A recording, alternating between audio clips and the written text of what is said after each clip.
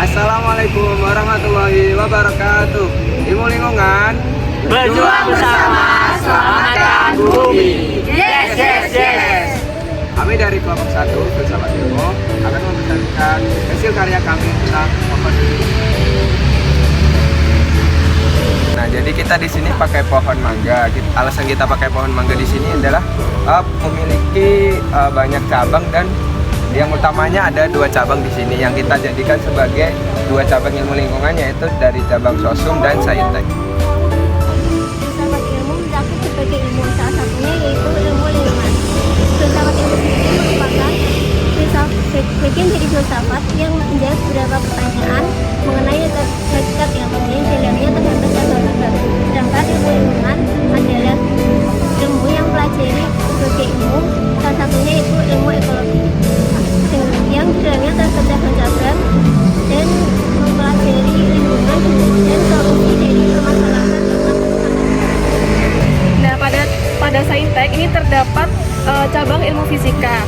Fisika adalah ilmu yang mempelajari materi beserta gerak dan perilaku dalam lingkungan, ruang dan waktu, serta manfaatnya bagi kehidupan manusia. Nah, pada cabang ilmu fisika ini terbagi menjadi 3, yaitu fisika lingkungan, energi, dan juga astronomi.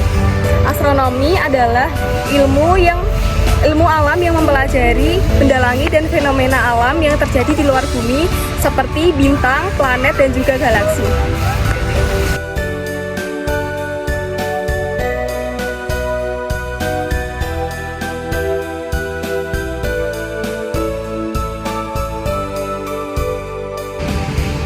Selanjutnya ada fisika lingkungan. Jadi fisika lingkungan adalah ilmu yang mengkaji masalah dan pemecahannya yang mencakup kondisi fisis pada air, tanah, udara, radiasi, serta akustik. Kemudian ada energi. Energi itu kemampuan untuk melakukan pekerjaan atau menyebabkan sebuah perubahan. Untuk salah satu cabang dari saintek yaitu ada ilmu kimia. Kimia merupakan ilmu yang mempelajari tentang materi yang ada di dunia ini, baik berupa struktur, sifatnya, reaksinya, dan juga jenis energi yang mempengaruhi perubahan materi tersebut. Nah, untuk ilmu kimia sendiri terbagi menjadi beberapa cabang, salah satunya ada toksikologi. Toksikologi merupakan ilmu kimia yang mempelajari tentang efek merugikan dan efek berbahaya dari bahan kimia, bahan biologi maupun fisik bagi organisme hidup dan juga lingkungan. Untuk selanjutnya ada lingkungan. Di sini adalah studi tentang fenomena kimia dan biokimia yang terjadi di alam. Kemudian ada kimia organik. Kimia organik sendiri itu adalah bidang studi yang membahas tentang struktur, komposisi, perubahan, reaksi, dan sintesis senyawa. Oke, selanjutnya ada kimia anorganik dan juga biokimia. Kimia anorganik adalah studi tentang sifat-sifat, struktur, sintetis, dan reaksi senyawa dari unsur-unsur yang ada pada tabel periodik. Sedangkan biokimia adalah ilmu yang mempelajari tentang struktur, fungsi, dan interaksi biomolekul yang menyusun sel, mekanisme reaksi katalis enzim, energetika, dan reaksi-reaksi metabolisme sel. Selanjutnya ada biologi. Biologi merupakan ilmu pengetahuan yang mempelajari kehidupan dan makhluk hidup yang mencakup berbagai tingkat organisasi, mulai dari molekul dan sel hingga organisme, populasi, ekosistem, dan biosfer.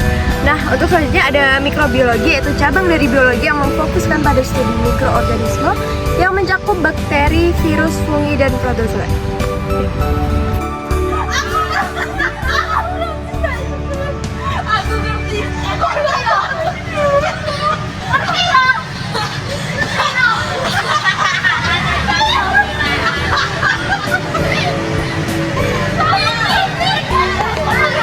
Baik, yang selanjutnya cabang biologi yang kedua adalah ekologi. Ekologi adalah ilmu yang mempelajari interaksi antara makhluk hidup dengan lingkungannya. Kemudian cabang biologi yang ketiga ini adalah biodiversitas. Biodiversitas adalah ilmu yang mempelajari tentang keanekaragaman hayati termasuk hewan, tumbuhan, serta ekologi di permukaan bumi. Selanjutnya bidang bioteknologi. Bioteknologi adalah bidang ilmu yang menggunakan prinsip biologi, kimia, dan teknologi untuk mengembangkan produk dan proses yang berguna bagi manusia. Kemudian yang keempat ada cabang ilmu matematika.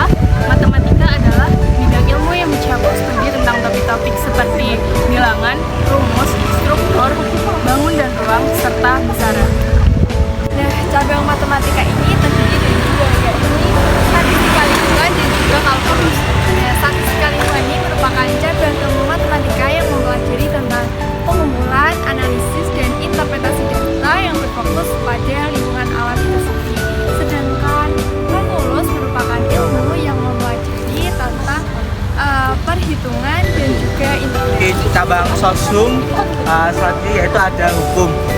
Hukum adalah peraturan-peraturan yang bersifat memaksa yang menentukan tingkah laku manusia dalam lingkungan masyarakat yang dibuat oleh badan-badan resmi yang berwajib, di mana pelanggaran terhadap peraturan-peraturan tadi berakibat diambilnya tindakan, yaitu dengan hukuman tertentu. Salah satu dari poin hukum adalah peraturan menteri. Peraturan menteri adalah peraturan yang ditetapkan oleh menteri berdasarkan materi muatan dalam rangka penyelenggaraan urusan tertentu dalam pemerintahan. Selanjutnya ada undang-undang dan peraturan pemerintah. Undang-undang adalah peraturan negara yang memiliki kekuatan yang mengikat. Hal tersebut dikutip dalam buku Pengantar Ilmu Hukum oleh Fahmi Rusli.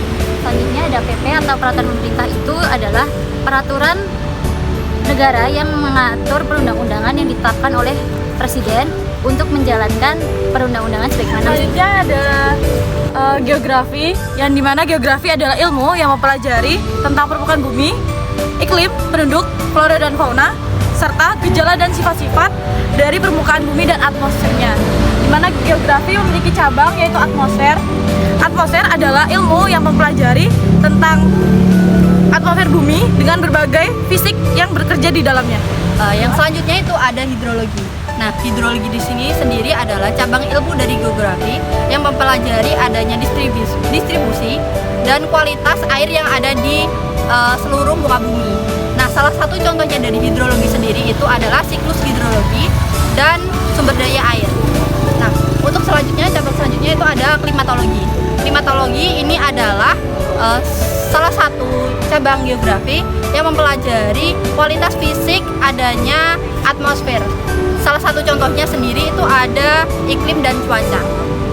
Oke, yang selanjutnya ada geologi. Geologi adalah cabang ilmu kebumian yang mempelajari tentang bumi dan seisinya. Yang selanjutnya ada meteorologi. Meteorologi ini adalah ilmu yang mempelajari tentang ciri-ciri fisika dan kimia atmosfer atau meramalkan keadaan cuaca. Selanjutnya di sini ada pembangunan. Pembangunan adalah suatu proses atau upaya untuk menciptakan ekonomi dan kesejahteraan sosial dalam rangka memperhatikan keberlanjutan alam dan menjaga keseimbangan ekologi. Dan selanjutnya di sini ada manajemen.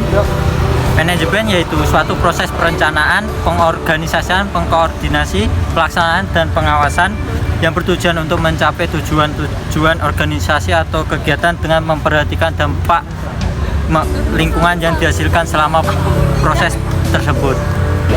Selanjutnya ada sistem manajemen lingkungan atau SML.